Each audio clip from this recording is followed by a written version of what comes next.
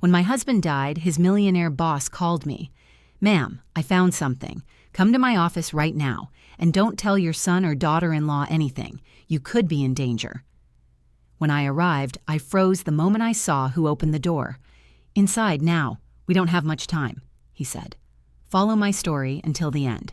And if you're comfortable, share the city you're watching from in the comments. I'd love to see how far this story reaches." I stood in the front row of the chapel trying to look like someone who still had control, though the truth was simple. Whatever life I thought I understood had already cracked. My husband's coffin was only a few steps away, yet the real distance was between me and the people who were supposed to be my family. Marcus and Kira moved through the guests like hosts at an event I apparently had no stake in. Every condolence, every handshake, every softened whisper went to them.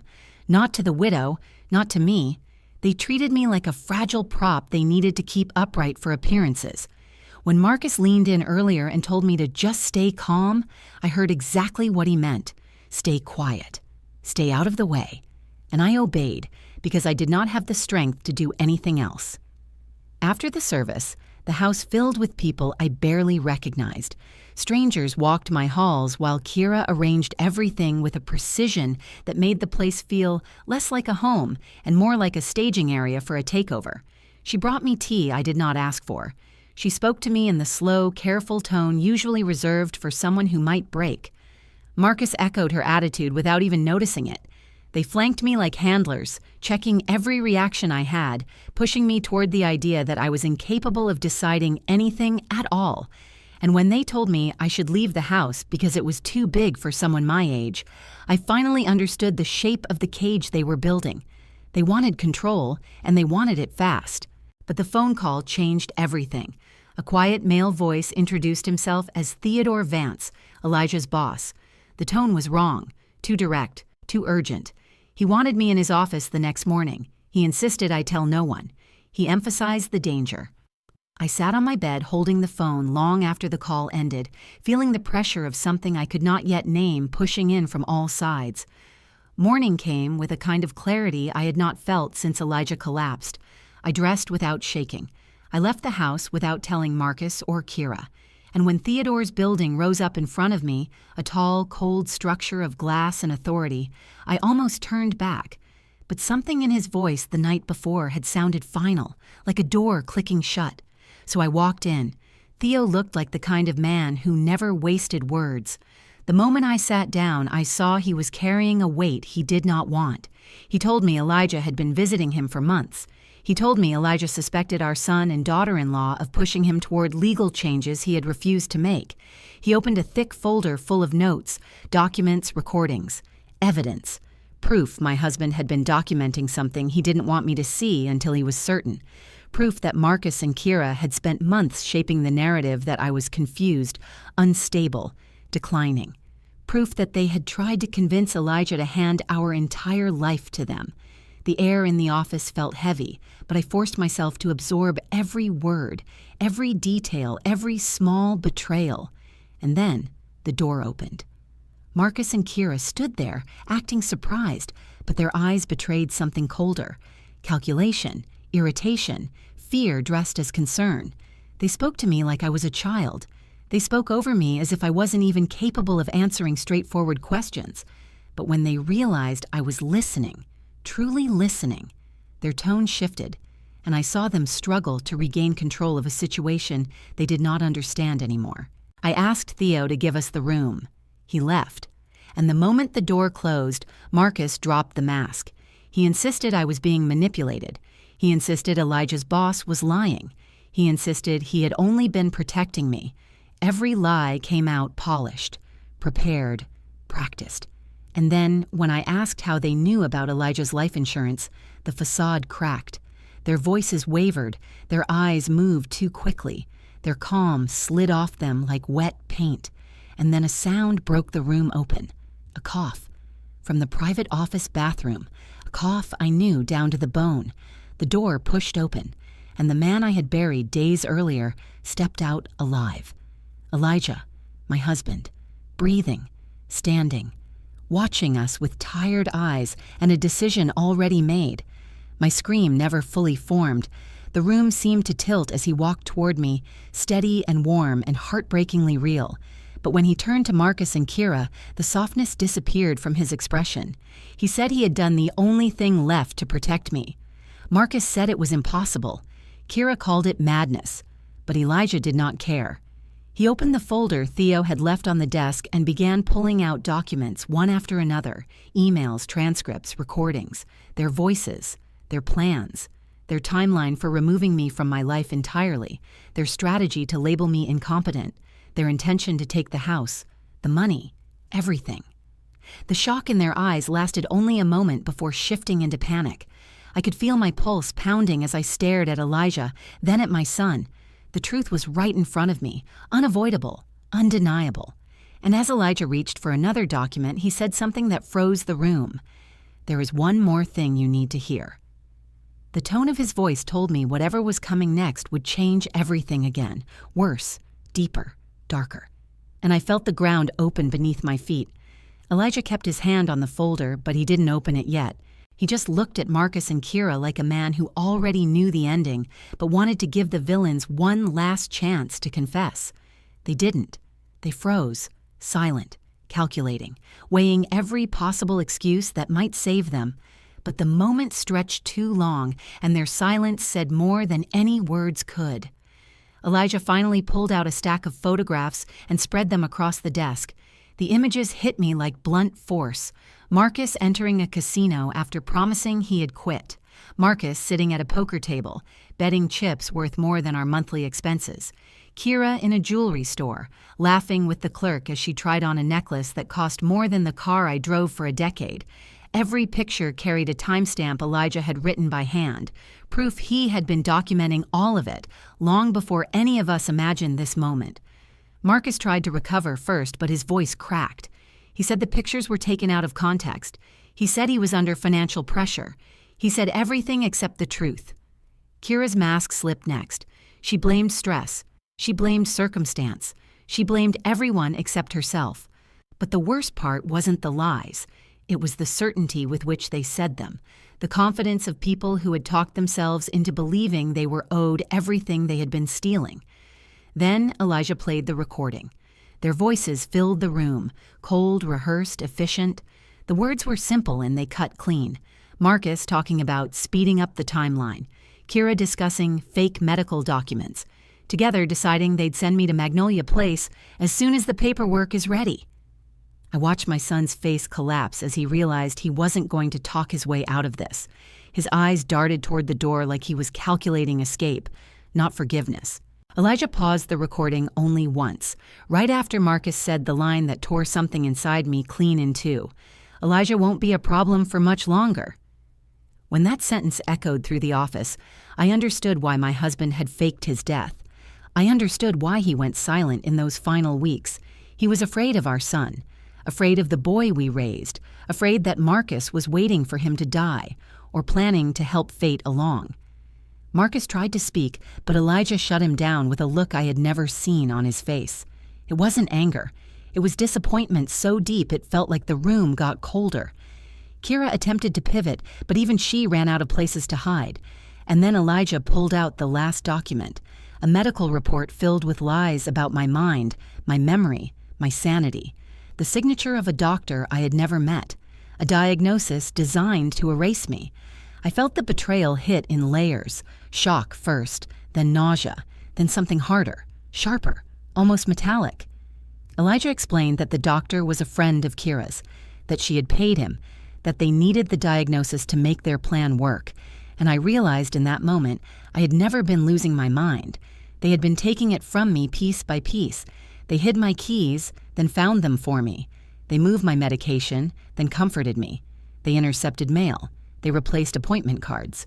They whispered behind my back about confusion I didn't have and weakness they invented. When Elijah said the word gaslighting, I felt something settle into place.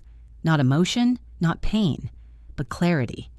A kind of cold understanding that wiped away whatever illusions I still had about the two people in front of me.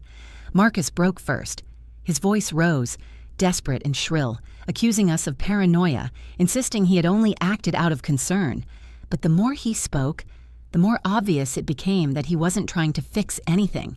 He was trying to salvage whatever he thought he could still take from us. Kira stayed quiet for too long, and when she finally spoke, it wasn't remorse. It wasn't shame. It was anger. At me, at Elijah, at the fact that their plan had collapsed right when they thought they were close to winning. She said we were selfish for not helping them. She said the house should be theirs because they were the next generation. She said I was old and needed care, even as she shook with rage. And then Marcus said the words I never imagined I would hear from my own child. "You're going to die soon anyway. Why shouldn't we plan for it?" The silence that followed crushed the room flat. I looked at him and understood that whatever bond we once had was gone. Not damaged. Gone.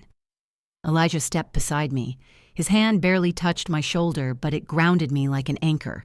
He told Marcus and Kira to leave.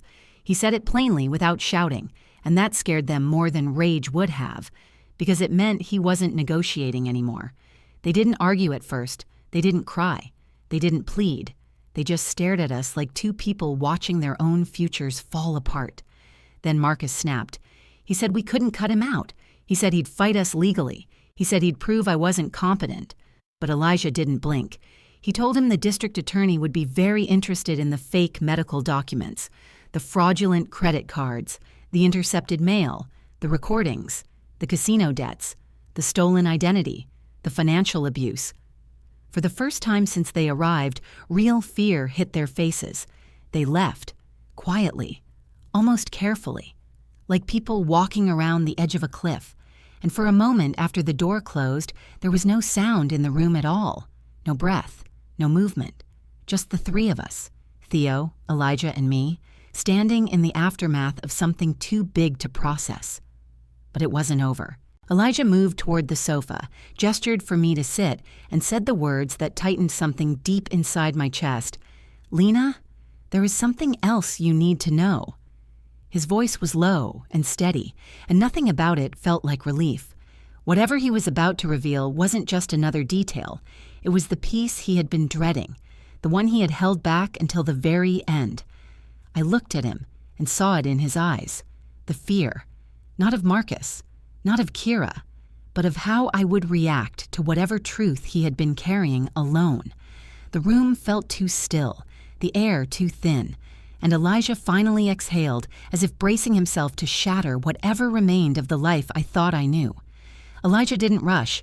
That scared me more than the folder, more than the recordings, more than the photographs scattered across the desk like fragments of a life someone had tried to erase. He sat beside me with the careful movements of a man preparing to tell the truth in its rawest form. Theo stayed near the door, arms crossed, watching the hallway as if expecting Marcus and Kira to return with a new tactic. But they didn't come back. They were gone, leaving behind only the damage. Elijah leaned forward, elbows on his knees, hands clasped. I had seen him like this only a few times in all our years, when he had to tell me his father died, when he lost his job one winter long ago, and when he learned Marcus had been caught stealing from a classmate in high school. That same weight sat in his shoulders now, except this was heavier, much heavier. He began slowly. He said the pressure from Marcus and Kira hadn't started recently. It hadn't been months. It had been years. He described visits that happened when I was out of the house, conversations they initiated when they knew I wouldn't overhear, questions disguised as concern, but calculated to push him toward signing documents that would hand them everything. Elijah said he had brushed them off at first. He assumed they were just anxious, immature, struggling. But then the pattern sharpened. The gentle suggestions turned into veiled pressure, the pressure into manipulation, and finally into something darker, something closer to threat. He explained that the power of attorney documents I had seen were not the only ones they tried to get him to sign. There had been others: wills, trust amendments, medical directives, some drafts, some forged, some pushed in front of him late at night when Marcus claimed family emergencies. Elijah never signed any of them, but that refusal became the turning point. That was when Marcus and Kira shifted from persuasion to strategy. Elijah said the two of them began using the same psychological tactics they later used on me, whispering that I was losing my memory, planting doubts, creating small scenarios to build a narrative of decline. They made him believe he needed to prepare for my care, urgently, drastically, immediately. The more Elijah talked, the tighter my chest grew. He said he had gone to Theo because he suspected financial abuse, but what Theo uncovered was far beyond that. It was coordinated, organized, almost clinical. The private investigator found dozens of recorded calls, made secretly, timed late at night, where Marcus and Kira discussed how long it might be before I became incompetent enough to move. They talked about the house as if it were already theirs. They talked about my savings like a budget they were planning to use. They even discussed what to do with Elijah once he became an obstacle. That last part made Elijah pause, the kind of pause that feels like the air has weight. I watched his jaw tighten. He said the private investigator found a message Marcus sent to someone Elijah didn't know, a message suggesting he had found a way to speed everything up. Elijah never showed me the message. Not then, not fully. But I saw the effect it had on him. I saw the fear behind his calm expression. And I understood something I had never imagined possible. For months, my husband had been living inside the quiet suspicion that his own son might wish him dead. He stood up as if he couldn't bear sitting anymore. He walked to the window, looking out at the city like he expected danger to show up in the streets below. He said that once he realized how serious things were, he began planning something so drastic it sounded insane even to him. He didn't know how deeply Marcus and Kira had infiltrated our lives. He didn't know how far they were willing to go. All he knew was that every time he saw me doubt myself, every time he saw me forget something small, every time he saw the fear in my eyes when I misplaced something, he felt guilty, because he knew it wasn't me. It was them. That was the moment he decided to disappear. He didn't tell Theo at first. He didn't tell the investigator. He didn't tell anyone. He spent weeks studying how to vanish without actually dying. Legal loopholes, medical paperwork, willing participants. It took time, precision, secrecy. And during all that time, he watched Marcus and Kira escalate. He said he could see the urgency building in them, like they were racing a clock. He feared that his refusal to sign the last set of documents had pushed them to the edge. And when he overheard a conversation implying that he would not be a problem for much longer, he made the decision final. He would fake his death. He would force Marcus and Kira into the open. He would expose them, and he would save me. But Elijah hadn't told me everything yet. He sat back down slowly, facing me. His eyes were tired, older than I remembered. He reached into the folder, not for the papers, but for a single small envelope sealed with tape. He placed it in my hands. My name was written on the front in Elijah's handwriting. The ink was shaky. I held it without opening it. Elijah looked at me and explained that the letter was written the night before his staged death. He wrote it because he wasn't sure he would ever see me again. He wasn't sure the plan would work. He wasn't sure he would survive the pressure of living hidden while everything played out. He told me to read it later, somewhere quiet, somewhere safe. Not now. I nodded, even though my hands were trembling, because I could feel it. The story wasn't over. There was something larger still hidden under everything he had told me, something he was still avoiding. And then Theo's phone rang. He answered. His expression changed instantly, controlled, tight, urgent. He said nothing at first, only listened. Then he hung up and looked at Elijah with a face drained of color. "Elijah," he said, voice low, "we have a problem."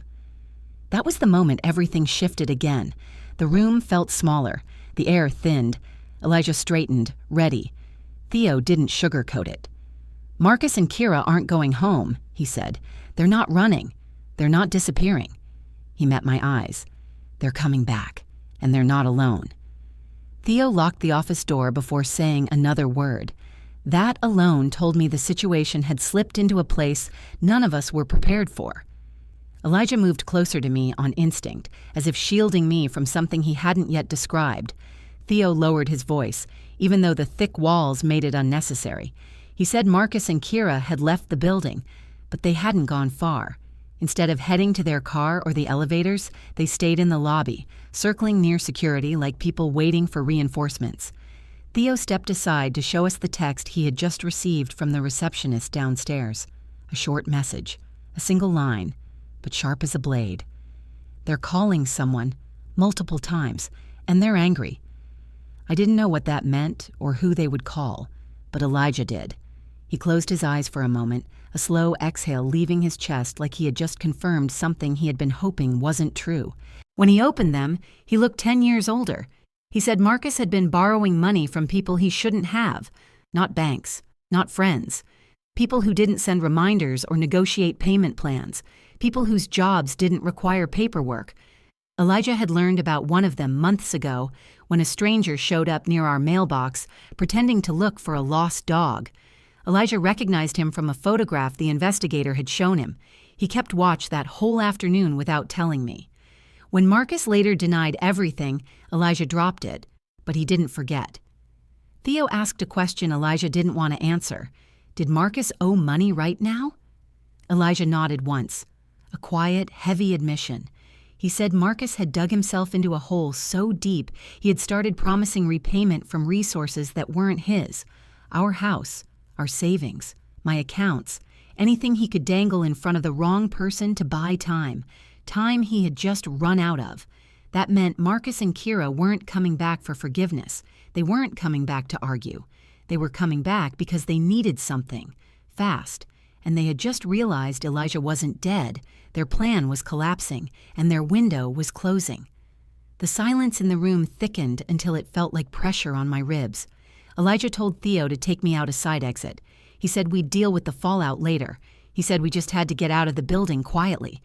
The urgency in his voice was new, sharper, colder. Theo grabbed his keys, already mapping out the fastest path to the elevator that bypassed the lobby. But the moment he unlocked the door, we heard footsteps in the hallway. Not rushed, not panicked, purposeful. Elijah put a hand on my arm, holding me back. Theo closed the door again, locked it, and motioned for silence. The footsteps stopped directly outside. A quiet knock followed, too soft to be polite, too slow to be casual. Marcus's voice came through the door. "Mama, open up." The tone was wrong. Calm, but stretched thin, like someone trying to force normalcy over something volatile underneath. Kira spoke next, her voice trembling, not with fear, but with anger. She told me they needed to talk. She said we owed them a chance to explain. The words sounded almost reasonable, almost. Then another voice joined them, a man, deep, unfamiliar, detached. "Open the door." Elijah's hand tightened on my arm. Theo mouthed a single word, "No." We stayed silent. The knocking turned harder, faster. Marcus called my name again, louder now, his calm slipping. Kira told him to stop, but her voice cracked on the last word. Elijah watched the handle as if expecting it to turn. Then the stranger spoke again, closer this time. "Last chance." Theo moved to his desk, grabbed something I didn't see at first, then tucked it behind his back. Elijah stepped between me and the door. My pulse pounded so loudly I could feel it in my throat. But then, just as suddenly as it began, the knocking stopped. Silence. Heavy, waiting silence. No voices, no footsteps, no shadows under the door. Just absence thick enough to make breathing difficult. Theo signaled Elijah to wait. A full minute ticked by, then another. At last he checked his security monitor. The hallway was empty. Marcus, Kira, and the stranger were gone, but they hadn't left the building. Theo switched cameras. They were in the lobby again, speaking with someone at the security desk, agitated, gesturing toward the elevators. The guard repeatedly shook his head. Whatever they wanted, he wasn't giving it to them. That bought us a few minutes at most. Elijah whispered that we had to move now. Theo agreed. He grabbed the folder, shoved the remaining documents inside, and guided us toward a staircase that led to a restricted corridor. The carpet muffled every step. My pulse did not. As we reached the service elevator, a voice echoed faintly through the stairwell door. "Mama!" It rang sharp, desperate, angry. I froze. Elijah didn't. He pulled me into the elevator and hit the button so hard his knuckles turned white. The doors slid shut just as the stairwell handle clattered loudly, followed by the unmistakable sound of someone throwing their weight against the door. The elevator descended. No one spoke. When the doors opened into the underground parking lot, the fluorescents flickered overhead like the building itself understood the danger. Theo led us to his car, unlocked it, and told me to get in the back seat. But before I did, I heard a sound behind us, distant but unmistakable. A second car engine starting. Not Theo's, not ours. Someone else. Elijah turned slowly, eyes narrowing. They're here. And in that moment, I realized the danger wasn't theoretical anymore. It wasn't emotional. It wasn't financial. It was physical. It was happening now. And we were not out of it yet. Theo pushed me down into the back seat before I could look over my shoulder again. His movements were fast, practiced, almost military. Elijah slid into the passenger seat, slammed the door, and locked it immediately. The second engine in the garage revved again, loud enough to bounce off the concrete pillars. Theo started the car without hesitation, and the moment the engine caught, he drove out of the parking spot with a force that pressed me against the seat. I turned toward the rear window. A dark sedan sat across the garage, headlights off, engine rumbling like an animal waiting for its cue. I couldn't see who was inside, but I didn't need to. Elijah's voice cut through the silence. Don't look at them. Look forward. Theo took a sharp turn around a support column. His jaw was locked. Both hands gripped the wheel tighter than I'd ever seen. He aimed the car toward the exit ramp, but when he reached the turn, he braked just long enough to check the side mirrors. They're moving, he said. Not fast, just close enough. Elijah told him to keep driving. Theo didn't answer. He didn't need to. We reached the gated exit. The camera scanned his badge. The barrier began to rise, and that was when the headlights behind us snapped on. Bright, sudden, blinding. Elijah twisted around to see. The sedan accelerated, closing the distance in seconds. Theo pressed the accelerator harder, enough to send the car jerking forward, scraping the bottom on the incline. The gate lifted. We shot out of the garage into the daylight. The sedan cleared the gate a heartbeat later. Theo didn't speak. Elijah didn't speak. No one breathed. The city traffic swallowed us, but the sedan merged into the lane behind us like it had rehearsed the move. I felt cold settle in my stomach. Theo threaded through cars with expert movements, trying to break the line of sight, but every time he changed lanes, the sedan mirrored him. Not tailgating, not hiding, just staying close. Too close. Elijah finally said what none of us had dared to voice. They're not trying to attack us here.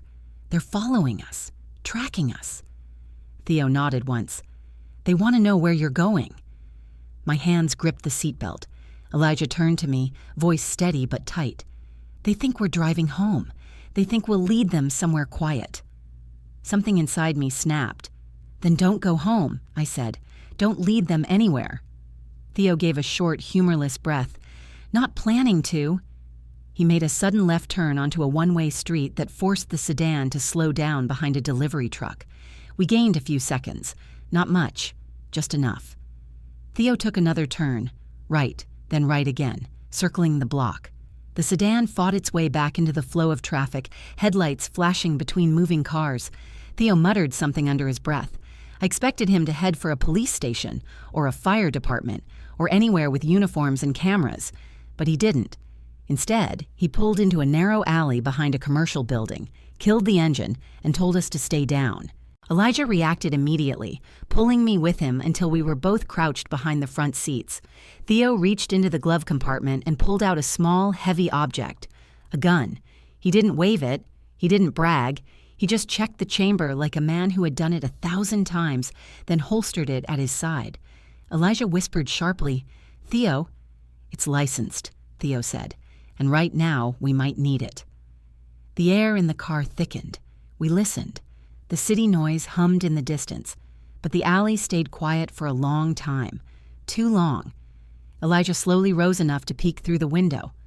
"They passed by," he said. "They didn't turn in." Theo nodded. "Good. They don't know about this access road." He restarted the engine, but didn't move yet.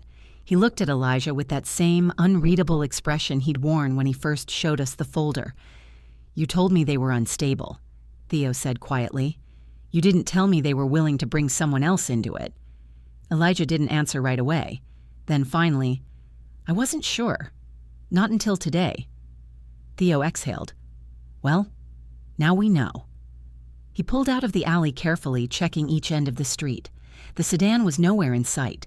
The tension didn't leave his face, or Elijah's, or mine. The danger hadn't passed. It had simply gone out of view. We drove in silence for several minutes. Then Elijah spoke, voice low, hollow. They think they're losing everything. People like that make dangerous choices when they feel cornered. Theo didn't disagree. He turned onto a long stretch of road heading away from downtown. The skyscrapers thinned, the traffic lightened. The space between buildings widened, not rural but enough distance to breathe. Then I noticed something. Theo wasn't taking us towards safety. He was taking us away from it. "Elijah," I whispered, "where are we going?" He didn't answer. Theo did. "To end this," he said. The tone was flat, final, heavy with intent. My pulse spiked. "What does that mean?" Elijah turned toward me. His expression was the one he wore only in moments where decisions could not be undone. "It means we can't keep running. We can't wait for them to strike first. We need to confront them. One time, on our terms." My throat went dry. He wasn't talking about a conversation. He wasn't talking about an apology. He was talking about a confrontation that would end all the questions, all the threats, all the shadows. And then the phone in Theo's pocket buzzed. He checked it. His expression darkened. He handed the phone to Elijah. A single message glowed on the screen. "They know where Lena lives. They're already there." The world tilted beneath me. I whispered Elijah's name, but the words barely came out. Theo stepped on the gas. The last thing I remember before the road blurred was Elijah reaching back, gripping my hand hard enough to hurt. This was no longer about evidence, no longer about betrayal. This was survival. Theo pushed the car harder than before, the engine straining as the city fell behind us in long, trembling lines of concrete and glass. I felt the weight of what was happening settle in my chest. Not panic anymore, but something colder, sharper, shaped like inevitability. The message on Theo's phone was still burning in my mind. Marcus and Kira at my house, not just waiting, not just angry, bringing someone with them, someone who wasn't there to talk. I pictured my front door, the photograph still hanging in the hallway, the chair where Elijah always left his glasses. All of it suddenly felt like a crime scene waiting to happen. Elijah kept his hand on the headrest in front of me, steadying himself as Theo navigated the wider road. He wasn't talking now. His silence wasn't fear. It was calculation, the kind of silence a man uses when he's forced to piece together a threat he hoped he'd never face. When he finally spoke, his voice was steady, careful, almost detached. He said Marcus wasn't thinking clearly anymore. He said Marcus had built his entire future on a fantasy he expected us to deliver. And when that fantasy broke, he clung to the one thing that still made sense to him: blame. Kira, Elijah said, would follow whatever direction Marcus pointed her in. But the man they brought wasn't following either of them. He had his own reasons for being there, reasons rooted in debts dug too deep to escape. Theo didn't argue. He simply said that once people start blending desperation with entitlement, they stop worrying about consequences. They start worrying only about opportunity. And my house, our house, was the biggest opportunity Marcus had left. The car turned off the main road, cutting through a quieter residential area. I saw laundry lines, parked cars, kids' bicycles, all the normal things a life should hold. But nothing around me felt normal anymore. It felt like a world I used to belong to but no longer recognized. Every shadow looked sharper. Every intersection felt like a trap. Elijah leaned against the window, watching the sidewalks as if expecting Marcus to appear there too. Then he turned toward me and said something I wasn't ready for. He told me that he wasn't surprised it had come to this. Not really. He said he had been waiting, hoping he was wrong, but waiting. Because once he saw the recordings, once he heard Marcus planning to sign me into a facility before Elijah was even gone, he understood there was no version of this where reason brought our son back to us. Something in him had shifted long before today, something that twisted every act of care into a strategy, something that made him believe our lives were assets he deserved to claim. Elijah spoke quietly, but each word hit with the weight of something already mourned. The son he had lost long before. We realized it. Theo slowed the car as we moved toward the older neighborhoods near our home. The streets here were narrower, lined with trees that cast long shadows over cracked sidewalks. I recognized every house, every porch, every mailbox. It felt like driving into a memory I wasn't ready to confront. And then Theo said something that snapped the air inside the car. He told us the police wouldn't be able to act fast enough, not with the information we had, not with Elijah legally dead, not with the fraudulent documents still technically under investigation. He said calling 911 now would give us two outcomes, either an empty house when the police arrived or a confrontation with Marcus that would play out with us looking unstable or paranoid. Exactly the narrative Marcus and Kira had been constructing for over a year. Elijah agreed. He said we needed to reach the house first, assess the situation, gather what we needed, and then, only then, bring in law enforcement from a position where we weren't already playing from behind. The road to our house came into view, the long curve, the maple trees, the stretch of familiar pavement that I once associated with safety. Now it looked like a battlefield. Theo slowed even more, turning off the headlights as we approached. Elijah told him to stop 2 houses away. We coasted to the curb. From the outside, everything looked normal. No open doors, no broken windows, no cars I didn't recognize in the driveway. The quiet was the worst part. Still, unbroken, controlled. Theo scanned the street through the rearview mirror. Elijah leaned forward, trying to see if anything was out of place, and I felt something familiar rise inside me. Not fear this time, but resolve. That same cold clarity I felt when I first heard Theo explain what Elijah had discovered. I told Elijah I wasn't staying in the car. The words surprised even me. Elijah turned, ready to argue, but I didn't give him the chance. I said I had spent too long being pushed aside, silenced, maneuvered like furniture in my own life. If someone was inside my house now, I was not hiding in a car while strangers walked through the pieces of my past. Elijah looked at me the way he used to when we were young, and I said something bold and unreasonable. Except this time, it wasn't bold. It was necessary. Theo said he would go in first. He said he wasn't risking us walking into something blind.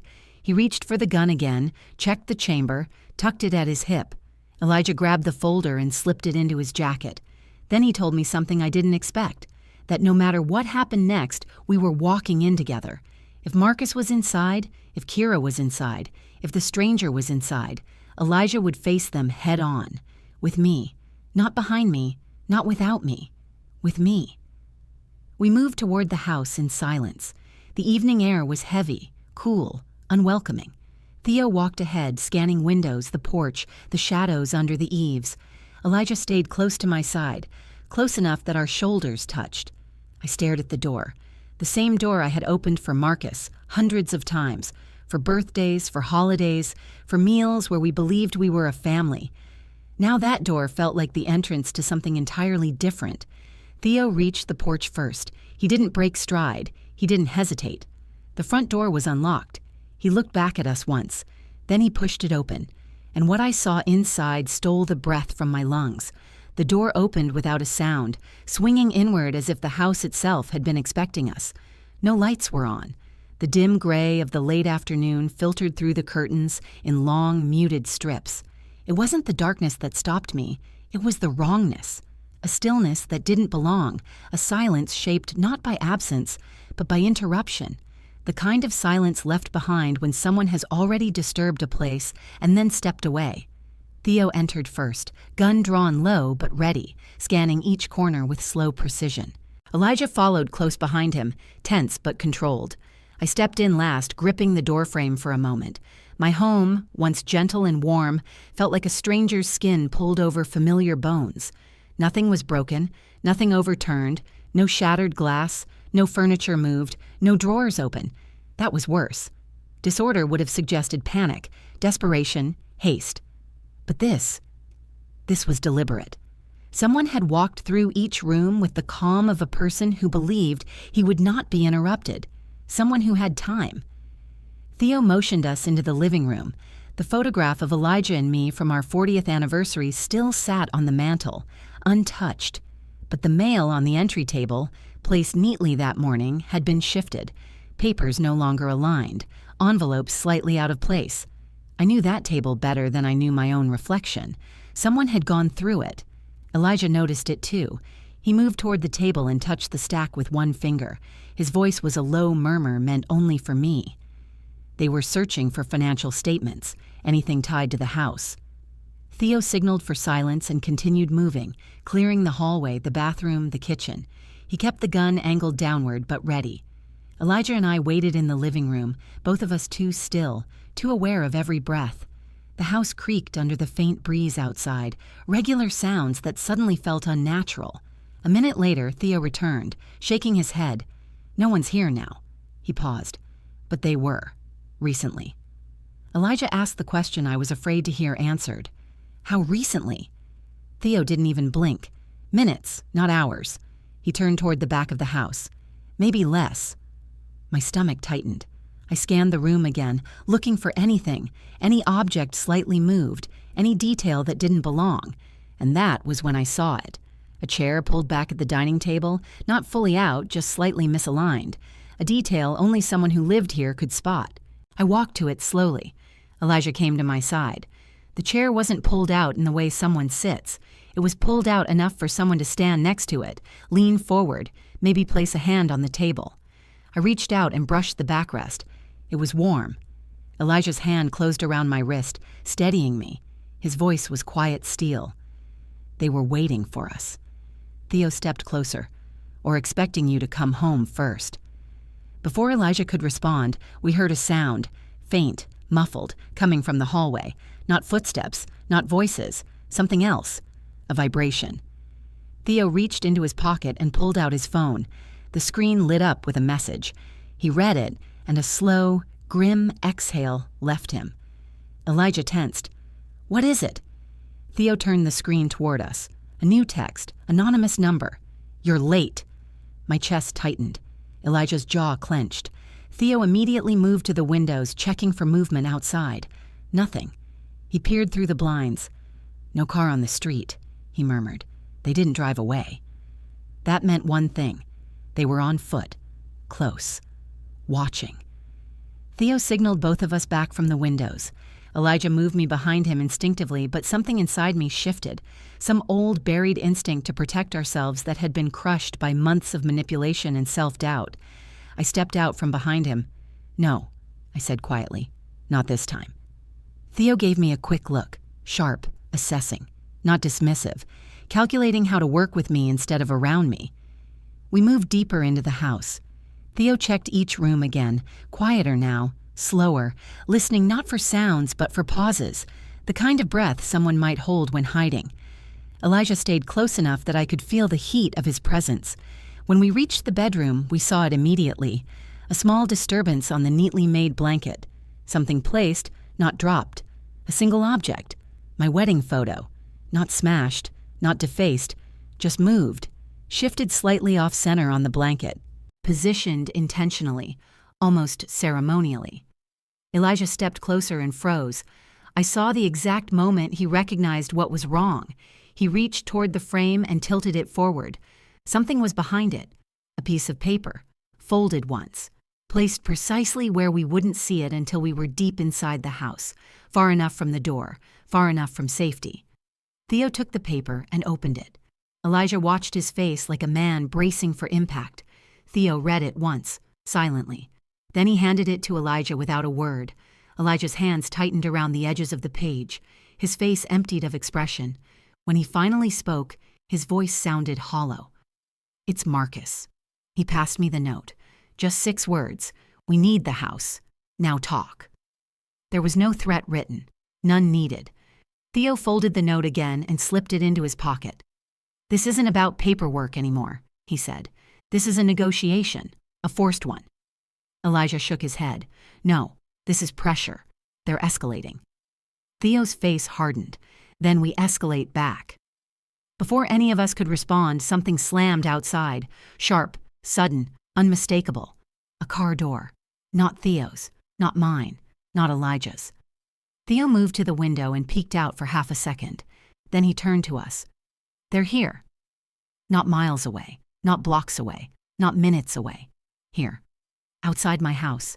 And this time, they weren't alone. Theo's expression didn't change, but the shift in his posture told us everything. He moved away from the window in a slow, deliberate line, repositioning himself so he could see both the hallway and the front entrance without exposing himself. Elijah stepped in front of me, but I didn't let him pull me back. Not now. Not after everything we had survived. The house felt smaller than ever, walls pressing inward, air tightening, the familiar space twisting into a trap we had to navigate with perfect clarity. I could hear footsteps outside, not rushed, not hesitant, controlled. The sound of people who believed they held the advantage. Theo raised a hand, signaling us not to speak. He listened, head tilted slightly, tracking every shift on the porch. Elijah's breathing grew heavier, not from fear, but from the weight of what he knew must come next. Marcus had crossed a line there was no returning from. He wasn't our son at this moment. He was someone driven by entitlement, sharpened by desperation, supported by a woman who had long ago replaced empathy with ambition, and a stranger who represented consequences Marcus had never been willing to face. If we didn't confront them now, they would never stop. Theo moved toward the foyer. Elijah followed.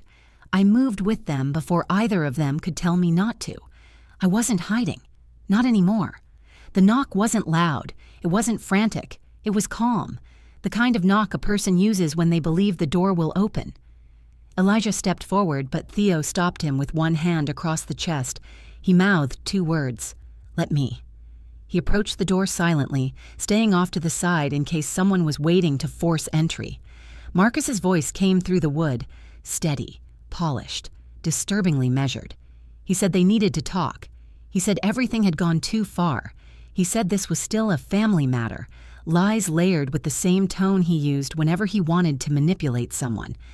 Kira's voice followed, soft, rehearsed, trembling in all the places she wanted it to tremble. She said we didn't understand. She said we were making things worse. She tried to inject fear into her words, fear meant to push us back into submission. But there was no softness left in the way her voice curved, only calculation. Then the stranger spoke. His voice was low, unhurried, dangerous in its simplicity. He said they didn't have all day. Theo motioned us back. I didn't move. Elijah didn't either. Theo unlocked the door but didn't open it. He spoke through the barrier, calm, controlled, neutral. He said this wasn't a conversation to have on the porch. He said if Marcus wanted to talk, he could say what he needed to say from where he stood. Marcus insisted on coming inside. Theo refused. The stranger said something too quiet to make out, followed by the unmistakable sound of someone shifting their weight, as if preparing for force. Theo stepped aside just enough to crack the door a sliver, barely an inch. He didn't show his face, only the tension in his shoulder visible to us. He told them they had one chance to say whatever they came to say, without stepping over the threshold. Marcus stepped closer. I could hear his breath. He said they knew Elijah was alive. He said they understood why he did it. He said they weren't angry, only hurt, only confused, only desperate for answers. A performance, a terrible one. Elijah told him through the narrow opening that the lies were over. He said we knew everything. About the documents, the fake diagnosis, the financial fraud, the recordings, the debts, the man they brought with them. Elijah's voice carried no emotion, no anger, no pleading, just truth, clean and final. Marcus stopped pretending. His tone shifted, hardening so fast it made my skin crawl. He said they didn't come for explanations. They came for solutions. He said the house didn't belong to us anymore. He said we owed them the chance to fix their lives. He said we had ruined everything by disappearing at the exact moment they needed us most. His voice cracked, not with grief, but with ownership, with fury, with entitlement so deep it had become the core of him. Then he demanded we open the door. Theo didn't move. Kira stepped in next, her voice lower now, her sweetness gone. She said they had tried to be patient. She said they had tried to help us. She said they weren't leaving until we did the right thing. And the man, the debt collector, the shadow behind them, finally spoke again. He said he didn't care about the family dispute. He cared only about what Marcus promised him, a portion of the house sale, some of my savings, enough to make the debt disappear, enough to quiet whatever trouble Marcus had walked into. I stepped forward before Elijah or Theo could stop me. I said Marcus's name, just once. He froze. Hearing me threw him off balance for a moment, just long enough for the truth to slip through whatever armor he'd built around himself. He said I didn't understand what he had been dealing with. He said we had abandoned him. He said he deserved the house, deserved the money, deserved the chance to start over. He said Elijah had destroyed everything by faking his death. He said I had betrayed him by choosing Elijah over my own blood. I asked him one question. What were you going to do with me after you took the house? The silence that followed was enormous, heavy, telling. Kira finally answered, not with hesitation, but with the tired annoyance of someone recounting a plan they believed was reasonable. She said I was going to Magnolia Place. She said I would have adjusted eventually. She said it was best for everyone.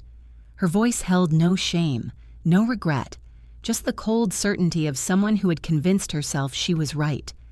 Elijah couldn't stay silent anymore. He told Marcus he wasn't a victim. He told him he had chosen every step that brought him here. He told him we weren't responsible for his debts, his failures, his decisions. Marcus didn't take it. He snapped. He said Elijah owed him for the years he felt overshadowed. He said he deserved repayment for the pressure of living up to expectations Elijah never actually placed on him. He said life hadn't been fair to him, and someone had to pay for that. Theo finally closed the door fully. That's when the stranger stepped forward. His fist hit the door so hard the frame shook. He told Marcus and Kira they had wasted enough time. He said he wasn't leaving empty-handed. He said Marcus had promised payment today. Elijah backed up, pulling me with him. Theo raised his gun, not pointing it at the door, but preparing. The stranger's voice turned sharper, more dangerous. He said he didn't need the door. He said there were other ways in. Theo swore under his breath and moved toward the back of the house to reinforce the other entrances. Elijah told me to stay behind him. I refused. He didn't argue. He simply pulled me closer as we moved. Then we heard it. A shattering sound from the back porch. Glass breaking. Footsteps crossing the threshold.